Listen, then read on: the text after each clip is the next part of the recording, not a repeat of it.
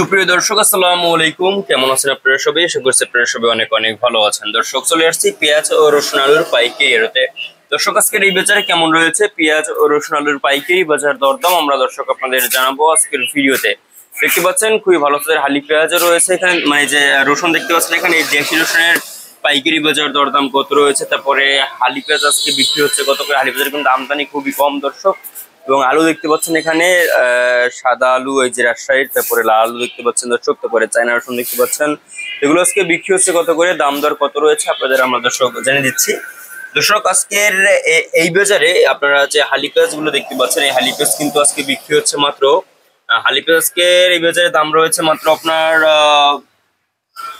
যে 60 টাকা থেকে 62-63 টাকা দরে কিন্তু আজকে এই হালি পেঁয়াজের পাইকারি বাজার দরদাম রয়েছে আজকের এই বাজারে। এবং আমদানি খুবই কম এবং বাজার একটু বাড়তির দিকে রয়েছে দর্শক। এবং আপনার সামনে কিন্তু পেঁয়াজের দাম কিন্তু এখন কমার কোনো সম্ভাবনা নাই দর্শক, বাড়ার কিন্তু সম্ভাবনা রয়েছে। এবং আপনার যে দেশি রসুন দেখতে পাচ্ছেন এখানে, খুবই ভালো দেশি রসুন। তো দেশি রসুনের বাজারে কিন্তু ধস পড়েছে দর্শক। দেশি রসুন আজকে বিক্রি হচ্ছে মাত্র আপনার 60 টাকা থেকে শুরু করে আপনার 65, 70 টাকা, 75 টাকা ধরে কিন্তু আজকে দেশি রসুনের পাইকারি বাজার দরদাম রয়েছে আজকের এই বাজারে দর্শক। আমদানি হচ্ছে মোটামুটি ভালোই, কিন্তু বেচা কিনে খুবই কম।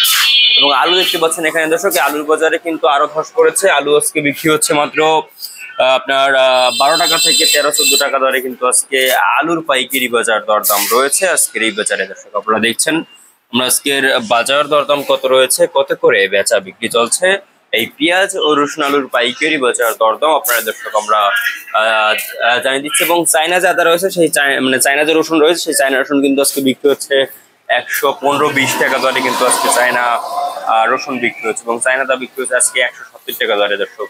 তো এই ছিল আজকের বাজার আমার কাছে সর্বশেষ আপডেট দর্শক।